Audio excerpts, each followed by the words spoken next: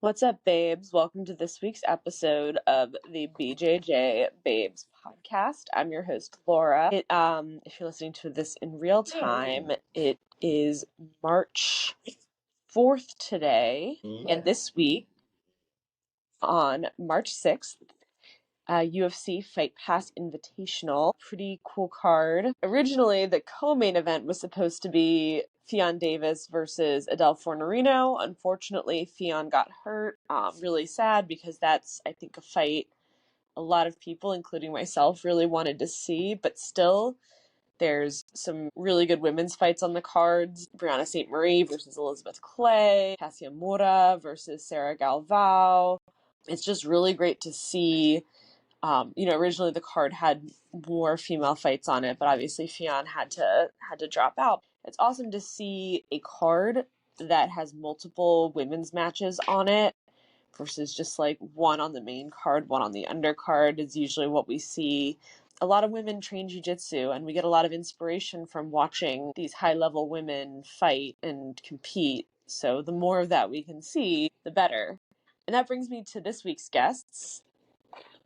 Have you ever thought about doing jiu-jitsu in the sand? This week's guests certainly thought of that. This week we have Talita Alencar and Jed Dulaney. Probably heard of Talita as the 6-time jiu-jitsu world champion and current UFC fighter, but she also is the co-owner of the Beach Jiu-Jitsu International Federation with Jed Dulaney. That is a second-degree black belt. They're both based in Florida, and Jed came up with the idea for jiu-jitsu fights on the beach. He first started teaching jiu-jitsu classes on the beach. And as he developed it, he'll tell you how he brought Talita into it, and she just loved the idea, loved the grassroots origins of it, and so they're taking it off from there. They're currently hosting matches in Florida, hoping to come to San Diego, hoping to go to Brazil, hoping eventually to take it other places. And something that really stands out to me about the Beach Jiu-Jitsu International Federation, it's a nonprofit, and the money that goes into it goes to athlete pay, including equal pay for athletes, which is really awesome and something worth checking out if they are hosting matches in your area. I want to give a shout out to Milton from Academy Safe and the Jiu-Jitsu Dummies podcast. He's the one who connected us, so thank you, Uncle Milty. And with that, here's my interview with Talita and Jed. Jed Dulaney and Talita Alencar of the Beach Jiu-Jitsu International Federation. Thank you both so much for being here. What's up, guys? This is Talita Alencar. Thank you for having us. This is Jed Dulaney. Awesome. So I always like to start. This is my first time recording an interview with two guests. I always like to start by having my guests give a brief introduction. Talita, Jed, you want to just tell the audience who you are? I can start if Jed allows me. My name is Talita Alencar. I'm 34. Yes. I'm Brazilian. I live in United States in Deerfield Beach, Florida. The weather is amazing today. That's my little introduction. I'm currently a UFC fighter, 6-time Jiu-Jitsu world champion. I'm going to give it to Jed. All right. My name is Jed Dulaney. I'm a second-degree black belt. I live on Anna Maria Island outside Sarasota, Florida. I've been living in Florida for about 4 years.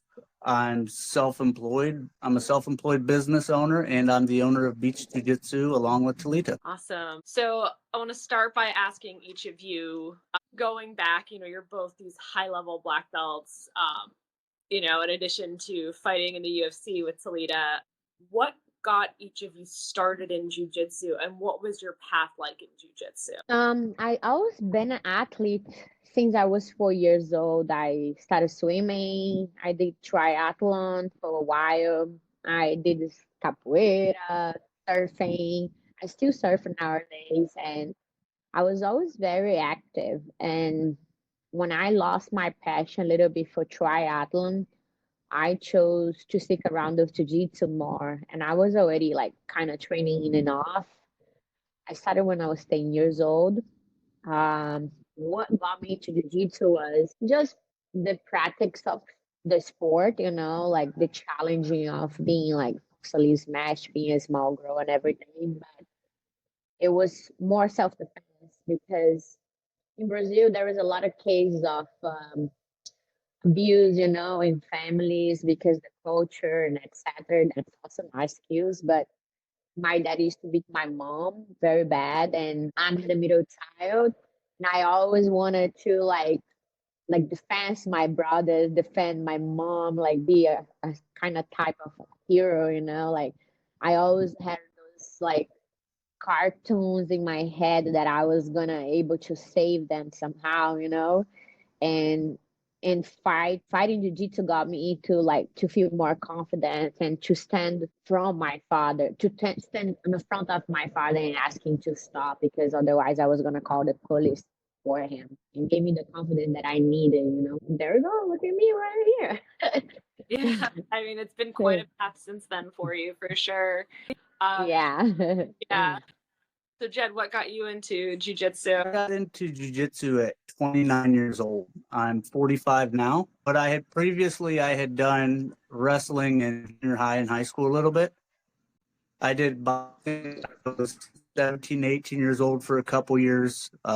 And never an athlete, but I was always the smallest guy around. Like growing up, I was always the smallest kid. I've always been one of the smaller guys, so I had to be able to defend myself. And it was also it was something I needed to do to prove to myself, that I may not have been a natural athlete, but I thought I could do these things that the athletes were doing if I put the effort in.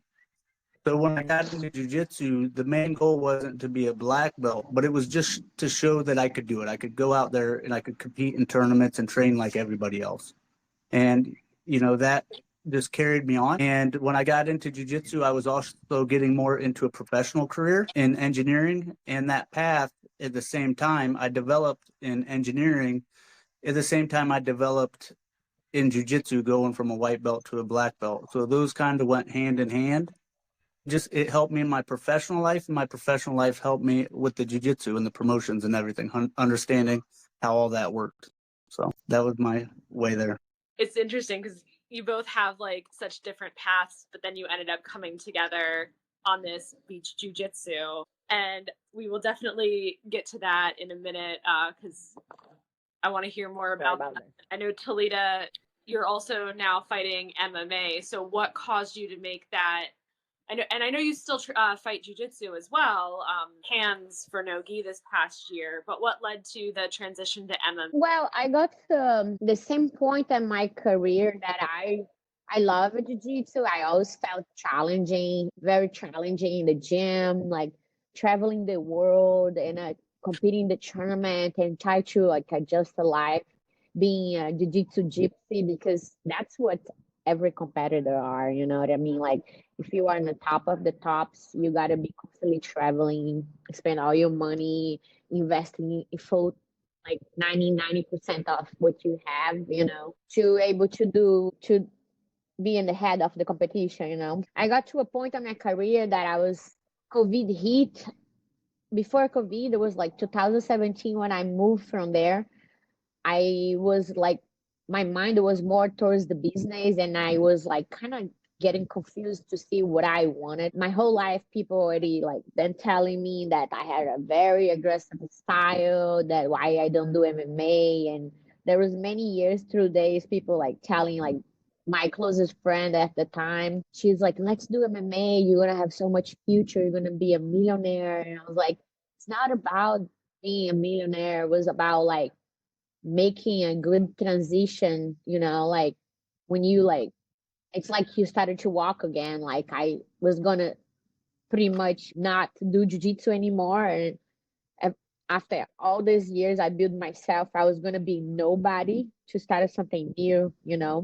And I already had traveled the world and moving around so many times, started my life from zero, and this was like one of my big fears, of like starting over again. I knew that I would be very talented at, and giving with the time, of course. And when I decided, that's when I found a great support, like a team that I would have a management, a good sponsorship that was gonna back me out, that I was gonna like obfuscate myself in jiu-jitsu, disappear so I could invest to be an MMA fighter. And that's what made me do the transition, you know. But I always wanted to test myself with a new sport, and I spoke with God, and I was like, God, is that what I should do of my life? That's what I should be my last sport before I retire, you know? Because you know how is like a athlete can be will have a very short life inside the sport. So planning the career and planning your financial life, everything towards it's very important, and was one of the things that made me make the transition. But I always knew to fight. I always knew that I was gonna fight MMA, but I wasn't sure, you know, because many things through the career. Yeah, I mean, it's definitely like scary. I think jujitsu overall, we trains us to have a growth mindset, and I think that translates over to life a lot. I think like with what Jed was saying with regards to work and jujitsu complementing each other, and I think having that growth mindset is something that leaves you open to like, you know, Talita, obviously you've achieved so much in the jiu-jitsu world, 6-time world champion, but I think that growth mindset that jiu-jitsu gives us lends us to always looking for like what's next, what more can I do. Exactly. I always knew that I would like I'm a very competitive person. I'm very optimist. I I love a good challenge, you know, and if somebody tells me that I cannot do something, that's when I get more motivated to do it. Not because I need to prove a point, but it's because I need to prove to myself. I don't need to prove to anybody that I can be excellent at something. I know that I can be, you know, and it takes hard work, you know, training. There is no other secret, you know. And I knew that if I put my mind into, I was like, I'm gonna be great at it no matter how long it takes. And when I get to the point, the most point of my career, I was like, okay, I'm done. I'm good. But we're not there yet, it sounds like. Now there's many years to there, don't worry. And we've added another facet to that too, and that in addition to being a jiu-jitsu athlete and competitor, a UFC competitor, now we also have you have with Jed the Beach Jiu-Jitsu International. So tell me how that came about, where that idea came from. So I'm gonna pass to Jed, and then he will briefly talk about how we met, because I think it's better because he has a really excellent story behind how he started. You know, I think it's like very unique and authentic, and that's what it made me fall in love with the beach jiu-jitsu. You know, it can be very contradiction because a lot of people get very comfortable rolling the mat, you know, and you know, putting your face there and etc. And like you can bird and everything in the beach. You gotta go, you know. It's real fighting, you know. And if you don't know how to wrestle and you're not a submission artist like solid, you don't get nothing, you know. But I like the initiative, and that's what made me like offer to him that I wanted to host, and then we moved to a co-owner. I'm gonna pass to him so he can talk about his story because it's pretty cool. Even I want to hear again. Yeah. Okay, so I think Talita likes the story a little more than I like it. She finds it very interesting. But when I moved to Florida about 4 years ago, I just got done. I got out of the engineering life. I was an engineer for many years, and I became self-employed. It was a goal to get out of corporate life and create more freedom in my life. At the time I moved here, I was looking at jiu-jitsu academies, and I don't see academies that I liked. I trained at academies, and it wasn't that I didn't like the academies, it was that I was looking for something different than just a normal jiu-jitsu academy. I had been training for 13 years at the time, and I was having a hard time staying motivated to go train in the gi every time, or just to go train in the mats all the time. It was just hard for me to stay motivated. I wanted something different. And when I watched jujitsu videos as well, you know, I didn't exactly like what I was seeing with the way people were converted with things. And there was just a lot of things that kind of went away from the traditional martial arts aspect of jujitsu. You know, the academies were very safe training for people.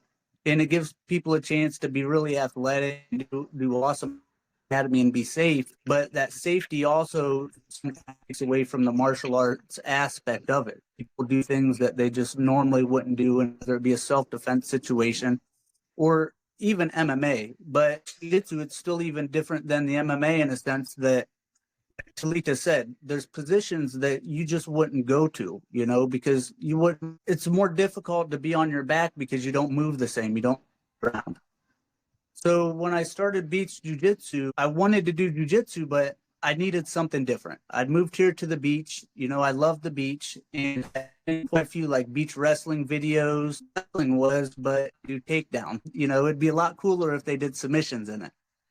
Mm-hmm. And there was a lot of reasons to try to get it going. That was one aspect of it. I thought it was, the real environment made it better. I think it made it more exciting. Also, it kind of put jiu-jitsu in front of the public in a way that they'd never seen it. So when I started, I was doing classes on the beach. I got permitted. I got licensed and permitted and insured, and I would start doing jiu-jitsu classes on the beach like an academy would. And quickly you find out that you're not going to do the same things outside in a real environment that you would in an academy. So we had to adjust our training. I had to make sure like the city, they were cool with it, make sure like the people didn't complain, because if there was people walking by and they thought there was a fight going on the beach, they'd call the cops, and the cops had to be aware that we were licensed and permitted as well. Mm-hmm. So when we started, it was, literally just a sign on the beach. I put a sign up. And, I let some people know at the academies I'd been training at that I was doing it, but it was a much walk-up thing. People would walk up and they'd jump into a open type style class, and then they'd train. They'd give me a donation, for the classes, and then they'd show up the next week. We did that and the classes started to grow, but I was the one in charge of the classes. Then eventually I got injured in a motorcycle accident, so I couldn't be a part. And from there, I had to think of a way, one, to stay involved in jiu-jitsu itself, because the shoulder injury I had, I couldn't train jiu-jitsu, I couldn't train martial arts. And this was something, the majority of my life. And after I had shoulder surgery, I still stayed in the academy and taught classes, but it wasn't the same thing. I had to continue the beach jiu-jitsu that I started. So I started with the tournaments, and that kind of fit in with the way people were showing up to the classes. They didn't want to learn basketball. They just wanted to come and train on the beach, and that's how the tournaments end up being. You get a lot of people, they don't do a class on the beach, but they're happy to do the tournament aspect of it. It's a little more exciting and it's different. We get a lot of the crowd, MMA, wrestlers, and they're okay with having jiu-jitsu be a little harder. And so how did you get Talita involved with the beach jiu-jitsu? He texts me. What I found with many people is, even though I'm a black belt, I could go into an academy and they really wouldn't talk to me much. They thought, cool idea, but we don't want to do it. So I knew that I needed to get someone else reputable involved. You go down to South Florida, there's all kinds of black belts, there's all kinds of people that do jiu-jitsu, but there's not many world champions in UFC fight. So when I was looking to add somebody to the beach jiu-jitsu, one, I needed someone that loved jiu-jitsu and was passionate about it, and that would put in the effort into the business that I would, because it's a lot of effort. The business, it's gotten to where it's more than what I can do at the events. And I need someone that's passionate about it. I had messaged her. She was very interested in it, passionate about jiu-jitsu. And the way I looked at Talita was, she was kind of my Conor McGregor she was my sponsored athlete that was kind of co-owner. She'd bring in the people, so mm-hmm. I mean, she opened a lot of doors for me, and she's helped in many ways. She's helped get us on some podcasts. She's helped talking to sponsors and stuff. But the last event, she was the host, she was on the microphone, and it just added a whole new dynamic to the event mm-hmm. that I couldn't have added myself. So the event's growing to where it's more than what I can handle. That it can't just be someone that you don't care, because it does take a little more time and effort than the monetary we're getting out of it. You know what I'm saying? Because it is a nonprofit business. We're not doing this for the profit. And every bit of the registration at the last event, we gave away into the. So, it was important to find someone that was passionate about jiu-jitsu and passionate about why we were doing this. Conversations with Talita, I mean, we had great conversations, and, she just fell in line with exactly what I felt the beach jiu-jitsu brand needed. Okay, so now I'm going to tell my part, because It's a little bit what Jed said, but there's a feeling that uh, why you do things and why I offer to help, you know. Yeah. So when he texts me, I say, no, I'm not able to compete, but if you want, I can host the event for you, you know, like I can help, I can work, you know, I can help you around for the event. And we had many meetings, and I gave him my ideas like of marketing and stuff like this. And when we initiated everything, when I initiated building like sponsorship proposal and work all the areas that the event needed to work to get to like a main point that we like, okay, that's all it takes to get like a event and the name of the event over there, like he was already doing. But what what dragged me side days was more like when his wife Melinda told me how Jed started the beach jiu-jitsu, and the way she break down the story, it was like what it got me like, okay, I want to help this guy, you know. She was like, oh, do you know how Jed started this? And I was like, no, he literally started with one umbrella and one tower in the beach. And I was like, and that's make me, oh, you know, I bet you felt the same right now. And I was like, really? And she started to tell me the story. Sometimes nobody show up, Talita, and he was there, you know, and he didn't care. And there was a little sign, you know, that he used to put, and he believed in this. And then it's like, that's who I am, you know. Like I like to see a homeless guy, and like if I can change his life somehow, I will, you know.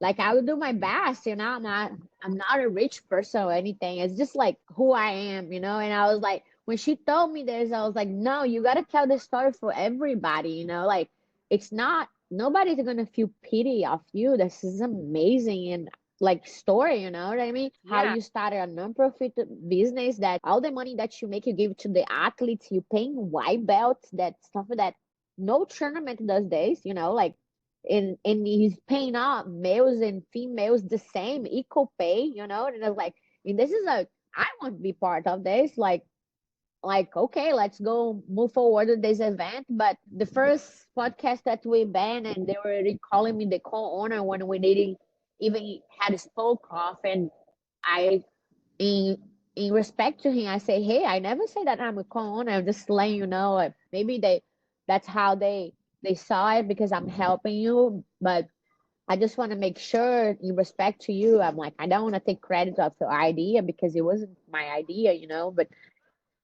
if you want, I can help you or anything, but I don't expect nothing from you. He's like, no, but I was already thinking to offer ownership. And I was like, really? He's like, yeah. And I was like, okay, let's focus days after all, you know, and that's how we got this point, you know. But that's how I fell in love with this story, you know, see how he deeply believed in this story, you know. That's what it made me like would drag me inside this story. It's like, oh, I want to help the guy, I want to make him succeed. I was like, I don't care what's gonna happen, I'm just gonna do my best, you know. Yeah, and there's a couple points in there. It sounds like, very grassroots beginnings, very humble beginnings. When you have an idea and you're passionate about it and you're just willing to start wherever you can, and then the athlete pay. I mean, that's a conversation that's been happening this past year, especially about paying athletes and then equal pay for the female athletes. So I think that's such a great component of it, the fact that the female divisions have the same payouts. Did you all know each other before, or Jed, did you just cold text Talita? Yeah, I full text Talita. You know, she was someone I'd followed. I had an idea in mind of the type of person that I wanted to work with. Uh, Yeah. I was really looking for a female athlete because I did want to draw female athletes to the beach jiu-jitsu. I mean, female athletes are a big part of, I mean, females are a big part of our world, you know, every day. So why would we ignore them, for one? And they're a big part of jiu-jitsu nowadays. They're a big influence. So Mm-hmm. I didn't want to ignore that just as much as I wouldn't want to ignore like children or children classes. Son, he helps me with the events when he helps promote it. Mm-hmm. When I looked to bring someone on, I mean, for me, I reached out to a few athletes. It took a little while for, But, just like with the beach jiu-jitsu, I had something in mind with what I wanted, and I went with it. And as we grow the business, we'll have different positions within it that we'll have to fill voids in, to help build the brand. And Talita, she was just the next step. She was a person passionate about jiu-jitsu. Her attitude is great to work with. And the other thing is she's very, very professional. Another reason that I didn't just want to work with, someone like her. I felt like I needed to is she's worked in a lot of events in a scale that I haven't. I've done a lot of jiu-jitsu tournaments, local jiu-jitsu tournaments, IBJJIF tournaments, but I beach jiu-jitsu as just being like a local tournament. I think it's got that ability, but I also knew that I didn't have much experience at that level. So Talita, she's worked a lot with sponsors. She's worked with the UFC. She's worked with big events, and she brings that experience with it. One thing that she said about the last event, she says, you need to have good referees. In the last event, we had the black referees. We had a professional IBJJ referee. The black belts are second and third degree black belts. And we had many compliments after the event about that. I had more compliments on the referees, just as many as I had the fights. It's the little things like that that Talita brings to the beach jiu-jitsu. Me and my family, my wife, she's not into jiu-jitsu, so she doesn't have that aspect of it. So we're able to bring this into like a C or a B level event. We'll bring this into an A level event and make it the best event for all the competitors and all the spectators. I needed someone with more experience than what I had in the event space, and Talita brought that. And I think you touch on something there, and people sometimes think that being a leader is having all the answers, knowing how to do everything. But in reality, being a leader is knowing when to bring in someone else because, you don't have all the answers, and bringing in the people who will have the answers and working with them. So that speaks a lot to your vision and your willingness to take that to the next level. So it's definitely been a learning experience, and linking up with Talita, it's been great. Just been very surprised at one special things, and just done an amazing job with it. Yeah, no, it sounds like it, and I think it is as someone who just competes, doesn't run tournaments or anything, a component that I take in mind when picking a tournament is the professionalism of the refs, because it's not just about the fairness of the fight, it's the safety of the fight. Are they going to stop a reap or a bad move that could potentially get me injured? I'm a master's athlete with a full-time job. I can't afford a torn ACL because I got reaped. 100%. I totally agree with you. If you watch some of the matches from our tournament, you see the referees. The referees are just up close and personal. They're really close. When there's a submission going on, they're right there as fast as the other athlete can tap, so they're on it. And, it was a very important change to the event, and it was very well welcome. And Talita, did you have something to add there on that point? No, I was just complimenting what he said. I think it's the refereeing is very important, the safety of the athletes, make the athletes happy. Having professional referees, it's huge. Even though we didn't have the last event, we didn't have like 100 people. We have about 30 athletes, and it was a good event to see what we can do better in many aspects for the next one, and in my mind, I have many projects already that I spoke briefly about it with Jed. I even had a meeting yesterday with a US wrestling league from the board. He's part of the board, just picking ideas and thinking and searching for sponsors. And I still didn't give a feedback to Jed. It's just fresh. You're the first one hearing about it. We're going to discuss about this as well for our next event. We have many news for sure soon after we agree. Thanks, But I'm really excited about the beach jiu-jitsu, I think there is a lot of things that we will do better and we will learn and we're just gonna get bigger and bigger and we will have great names there. A lot of people like call me to compliment as well after the event and apologize why they didn't came to watch because there was also we had a complication with the dates because the weather in Florida was changing a lot, and we were supposed to do in December and we had like 40 people and then we had to change the date like twice and unfortunately we had a lot of people not able to compete but because everybody also started like their regular schedule of gi competition at the beginning of the year so it makes sense but we still had like a good amount and it was like really fun Yeah.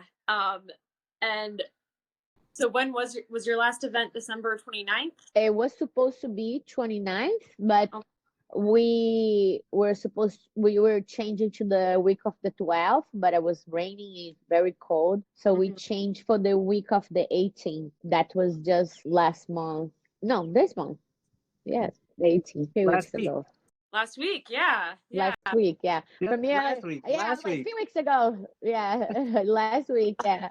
That's awesome. We were supposed to do the 29th, and it called for thunderstorm. So normally we do the event in the rain, and many competitors do. But it being an outdoor event, if there's lightning or something, they would shut it down, and the complication to get re-permitted. It's not just rescheduling it to the next day. We would have had to get re-permitted, new insurance. So it was easier for us to reschedule it in advance. And the day that we rescheduled it for was beautiful. Last Saturday, a week ago.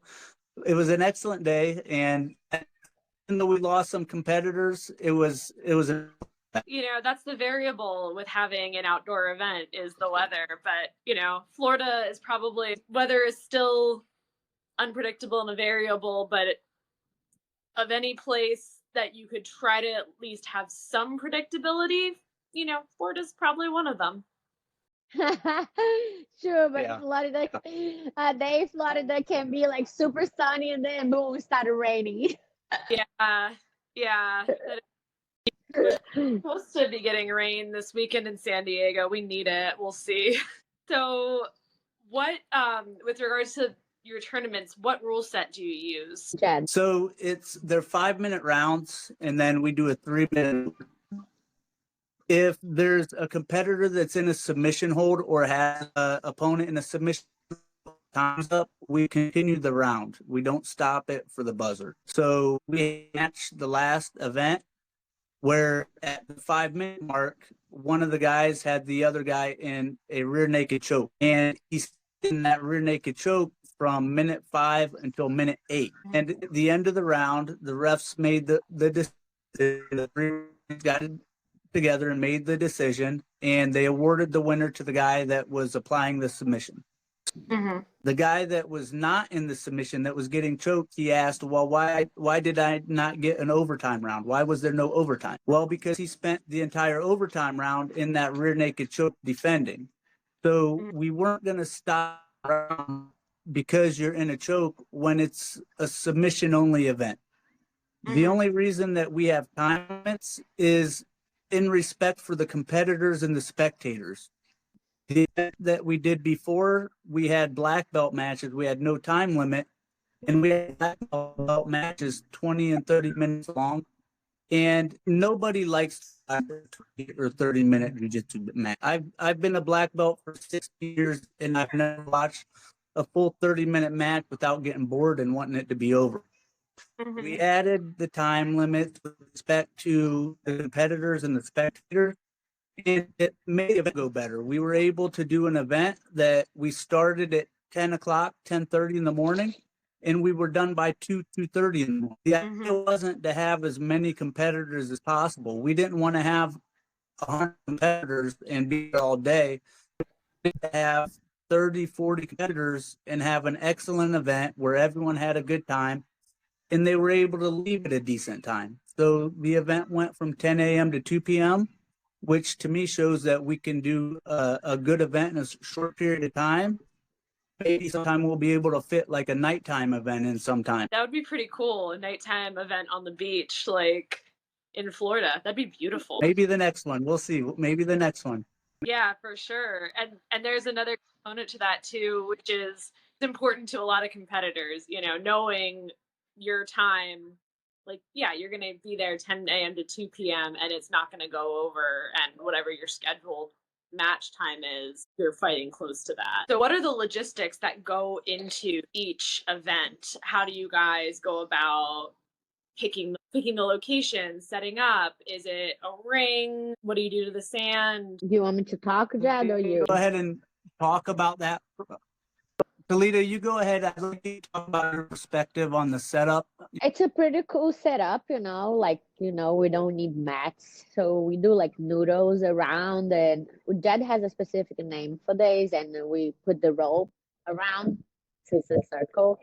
And about the weather, it's pretty much where we think that we would have a good range of competitors, you know, and what is like, what have we never done, or is like, what do we know there is a good, like, oh my gosh, I forgot the English word, just the public jiu-jitsu, you know, and where we see potential of many competitors. That's where we go for. And definitely we want to explore Florida as much as possible. Of course, we want to go international one day, maybe, you know, why not? And based on this project that I am like working on it to introduce to Jed, we're definitely gonna do this. We're gonna go international, but not now. We're gonna be very successful now. And there we go, the locations, right? And what's your other question again? So I don't get lost on my. You say it was I think you got it, because it was the setup and then how you go about picking it and all of that. I guess a follow-on question would be promoting it. How do you get people to sign up and show up? okay, so we're like he knows. He said it, like we're liability, we're insurance. We are on Smooth Camp. You know, you can go there and register like everybody else. There is everything there, information you need to break down the rules and how the mats work and how much you be paying black belts. And every event we do, of course, we want to raise what we're paying for the athletes, because that's why I'm on board. I want to bring more to the beach jiu-jitsu, you know, so we can grow and pay more the athletes, and you know, make everybody happy and get big names to sign up and wanted to do a scrap in the beach, you know. It's pretty cool. Yes, but that's pretty much what we have, you know. Have you ever had an incident, because it is public, have you ever had someone just from off the beach kind of almost like do a dojo storm? Like you see those videos of the guys that walk in and challenge the black belts at the gym. Has that ever happened? At least the last event, Jed has more stories, but in the last event, we were like there setting up and getting everything ready, and then there was like few spectators that were like walking in the beach board, the beach walk, and they came to us. Oh, how can I register? And Jed like look at him, he's like, do you have any experience? And he was like, no, I just want to get into, can I compete? And he's like, no, unfortunately you cannot. But Jed, you probably have better stories than mine. Yeah, so when I was doing class at the beach, this would probably be a better story if my fiance was here, and she could tell Talita. But when I was doing classes at the beach, I was still there one day with my fiance, and I had a van. Me and my fiance were going to leave, and I had a work van with me, and I had a man attack me. He was peeing on my van, and I confronted him literally after I had a jiu-jitsu class on the beach and Muay Thai class. I walk up and I see a man peeing on my van, and into a very bad situation because I confronted the guy, but he didn't want to stop. He was drinking, and me, just who I am, I didn't stop. I just kept, you know, it made me angrier that the guy was, you know, doing that. And the guy ended up sucker punching me, like hitting me and cutting my eye, and it ended up being a big fight at the beach. So it was a big crazy fight, and the police ended up coming. But yeah, I mean, you know, you never know when you're going to have to use your jujitsu. Yeah. I mean, that's kind of supposed to be the, the point of training. At least a part of it is that self-defense component of like, you never want to have to use it, but it's there if you need it. It reminds me of the way, so one of my coaches is from Brazil, and the way he taught us technical stand-up was like, let's say you're sitting on the beach in Brazil and someone just comes up to you and tries to fight you. What do you do? And he taught us the technical stand-up. Like, That's awesome because it's kind of like how I teach my technical stand up. I teach I'm not I am a coach. I teach kids. I love teaching kids. I nowadays I teach adults as well. It's a very different public when you teach 4 years old all the way to 12 years old to like adult age, you know, and it's so fun working with kids. I love it. But all my kids, when I teach them all the natural movements of jiu-jitsu, that the gymnastic natural that we call jiu-jitsu and gymnastic natural, I always say, hey guys, everything that you guys learn here is self-defense wise. The technical stand up, if you fall and you place your hands, you're gonna break your arms and your wrists and your hand. Okay. And if you do not protect your face when you're technical stand up and look to your target, you're gonna get kicked in the face. Look your surrounds because you never know what's gonna happen. Okay.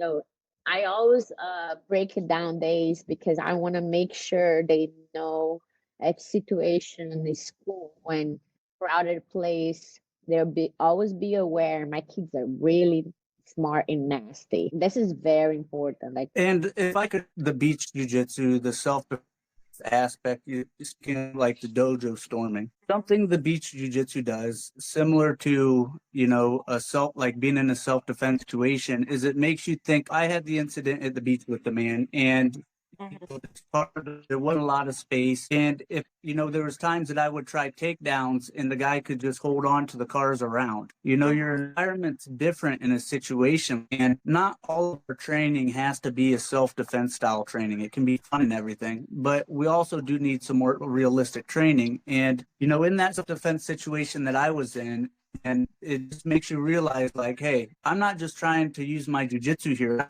make sure that I'm not putting myself in a harmful situation, because if it's in the parking lot, risk is a lot more. So like a turtle, and you wouldn't go into a turtle position. And it just really does make you think about your environment and the surroundings. And that's something I think we take for granted inside an academy. 100%. Yeah, I 100% agree.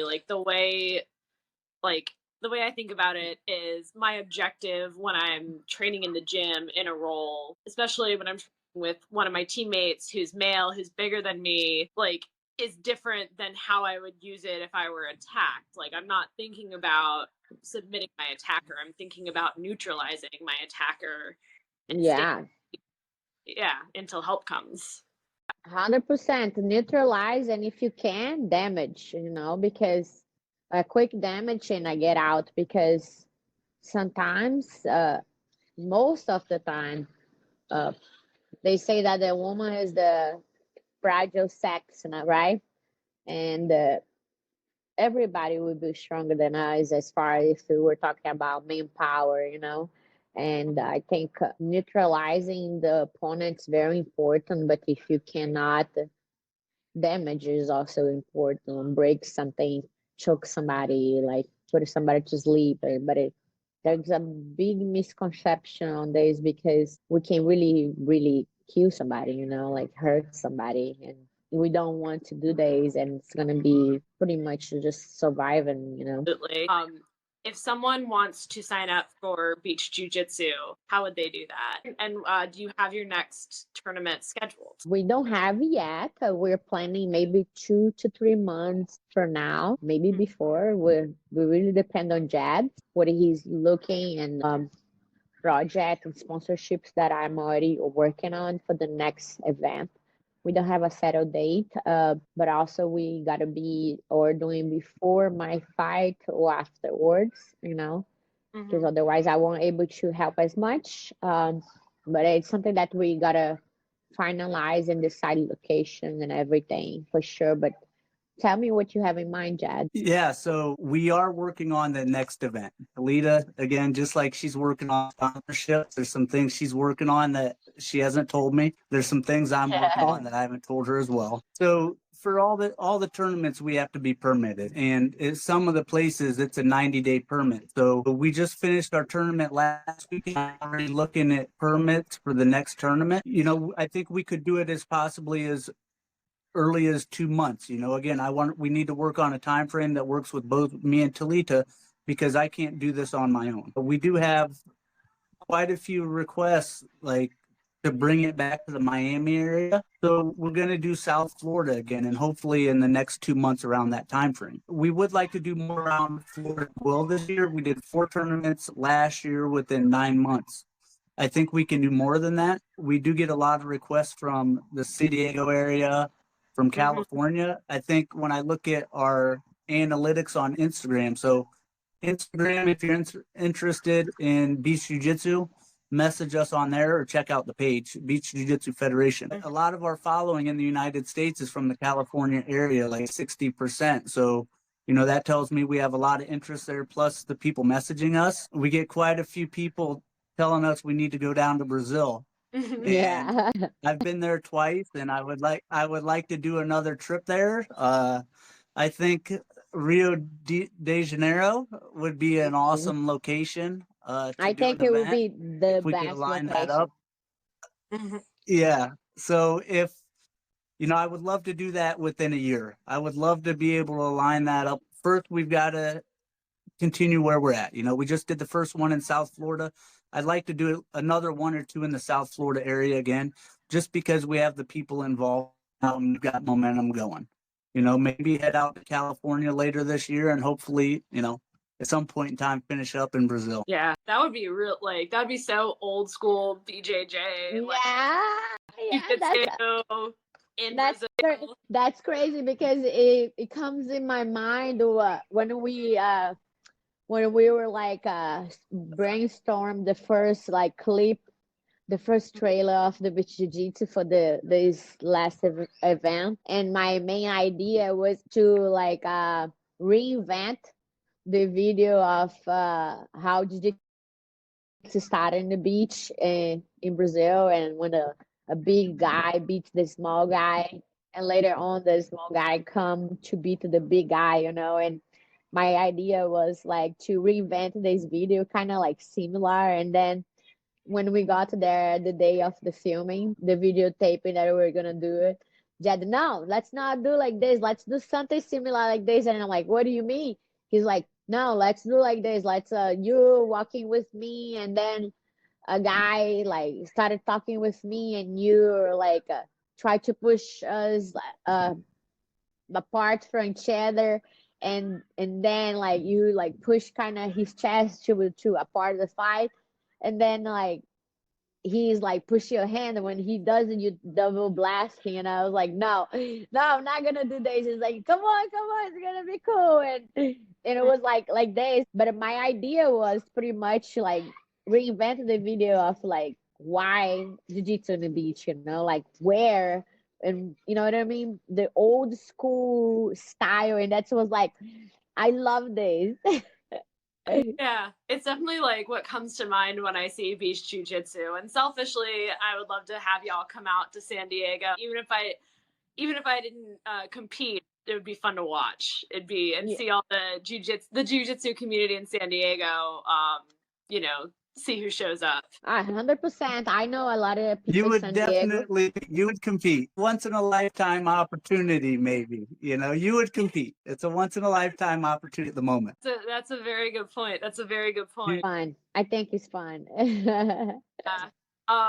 If you guys are planning a beach jiu-jitsu tournament and you are setting up black belt super fights, who would be your dream matchups? If we were speaking about Florida, I'm going to give you my first, Jed. If we were speaking about Florida, I would say all the guys that I know here, and they all do MMA now. I would say Marco Bochecha Mm-hmm. uh, against Cara de Sapato, Shoe Face. That would be my dream match. That'd be fun to watch. Yeah, they're very good friends, but I know they're very competitive against each other. That there's many backstories about them, and they train in the same gym. But if I had the money, I would do offer them each one 5K just to get a super match, a super fight. All right. What about female super fight? And then I'll pass it over to Jed. Definitely Fionn because she has a judo background. She's a good wrestler. And let me see. It's a hard one to put it with her against her. Just to stand, I don't think anybody really can stand with her. It's hard to tell. Like, but let me get a heavier girl to like Rafaela Guedes. That would be a good match. Yeah, and Fionn, I've seen her do absolutes. She's a very physical grappler. I think she could handle the size. I think she does because if you look back on her story, Fiona used to be very big, very big, and she became fit and athletic. And I personally, I compete against her. She's very strong, but she used to be a bigger girl, So I think if she does a proper diet and she really like want to fight, she would fight in a heavier division. Like let's say I tell Rafaela, oh, you guys gotta come to 70 kilos, I think they both would make it. Maybe be a little bit exaggerated now, but we never know. That would be, yeah. Oh, that'd be like a great card, having like a co-main event of Buchecha and did you say Shufi? Two Face, yeah. I don't know if you know him, but in our community they call Cara de Sapato. He used to be in the UFC and he went to PFL. He made the $1 million, and he went to the BBB Brazilian Big Brother Brazil. That's like a reality show, and he became like famous, But I think I would see them both like killing each other, because none of them could play garden, and then you would show who's the have better wrestler and like a better submission on the top, Yeah, it'd be a very physical fight, and then yeah, Fionn and Rafaela, that would be yes, that'd be awesome. How about you, Jed? Yeah, Would have to be Marcelo Garcia because he's competing again and my all-time favorite. And I think Jacare because Jacare is still local here in Florida. I think he's around Orlando. He's another old school. I think I'd like to see Jacare and Marcelo go out on the beach sometime. ooh, yeah. What about female? I would like to see Kira Gracie. Kira Gracie, she was one of my all-time favorites as well. She's old school. And Talita. I think Talita's a legend. And I think she's going to be a legend in Jiu Jitsu. And I would like to see the two legends go at it. It's a good one. Yeah. My good friend. Those are I would love to fight great. against her. Yeah. Oh man, y'all are getting me excited. Those would be awesome. I hope someday like y'all can make that happen. So what do you all have in store in the future, both personally with like professionally with jiu-jitsu and fighting, and then with beach jiu-jitsu? Okay, so like Jed said, I like the idea of doing a Miami card in Miami Beach because it's a very international. There's airport close. We had some competitors from outside town, and I love this idea of the facility. I love Miami Beach. I think there is a big potential there. And I believe, just based on a little brief thing that he said, I think Miami Beach is the next place for sure. As far as I have a lot of stuff that are not official, but it's excited because I didn't even announce yet. I just made a post on my story, say big announcement soon. Grappling match was official today. They started posting. I just posted my first flyer. I'm gonna fight in UFC Invitational against Cassia Motor, a new upper black belt, and she's a really good girl, and she's 18 years old, so it's gonna be experience against youth, and I'm really excited. And this card has me, Fion against Fiorentino, Elizabeth Clay against Brianna, me against Cassia, and there's another one that I can't remember right now, but I think those three so far. Yeah. Oh, I'd seen Theon versus Adele, and that they just posted. Yeah, that is an exciting card. I've seen Cassia coming up this past year, so yeah, experience versus youth. We'll definitely be rooting for you, and oh yeah, that's a great card. Yeah, no, UFC is doing a thing that they I don't know if you saw Dana White's post, but he's gonna make a belt, and he's gonna invest a lot of money in the division. He's gonna make a very equal pay for athletes. That's one thing too, that why I wanted to compete. And he's gonna do a division, a champion. I'm gonna be hunting this belt. That just as a fan, I'm excited for that. That's great. And that's great for jiu-jitsu. It's great for women's jiu-jitsu. And I don't have a official MMA fight yet, but I just got a call from my manager a couple of days ago, and we have something set up, and we're just waiting for the contract now. And I'm not yet able to confirm, but soon everybody's gonna know. I will have an MMA fight a month after my grappling match, so it's probably 4 weeks after. Man, that's impressive. Back.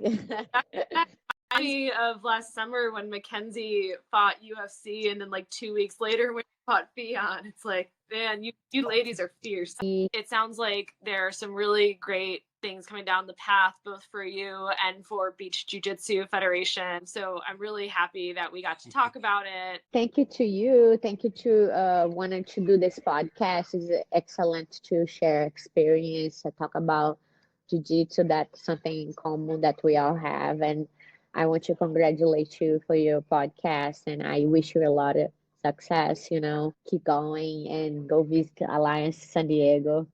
Go to an open mat and just go forward with the girls. They're very good, and I definitely think that they will make you better in every aspect, and vice versa. I'm excited to go to California as well. I don't know when I will be there, but soon. Awesome. Yeah, well, let me know. Definitely. Awesome. And then I'll drop both you, Jed, and Beach Jiu-Jitsu. I'll drop all of your socials in the show notes for this. So if people want to find you, they can connect with you on Instagram. You have a YouTube. Is there anywhere else? As I do have a YouTube, I started to do all my instructionals there. Give me a follow. It's Talita Alencar as well. You will find me there. But pretty much to follow Jiu-Jitsu International Federation. Check us out. We're gonna release a lot about 30 reels in the next 2 months about the past events, and a lot of cool things, contents that we already working on. Follow my personal account, Talita Alencar, you already do. And that's what I want to leave to everybody. And thank to sponsorships. Thank to Milton, Milton that connect us. Yes. I'm appreciated for him, Jiu-Jitsu Done podcast. He's a good friend of yours as well. So thank you for this. And I hope to see you soon. Yes, you too. Thank you. Thank you to Jed. Sorry that the connection cut out. Thank you to Milton of Jiu-Jitsu Dummies and Academy Safe for making the connection. And yeah, we'll chat later. Thank you so much, Talita. Bye.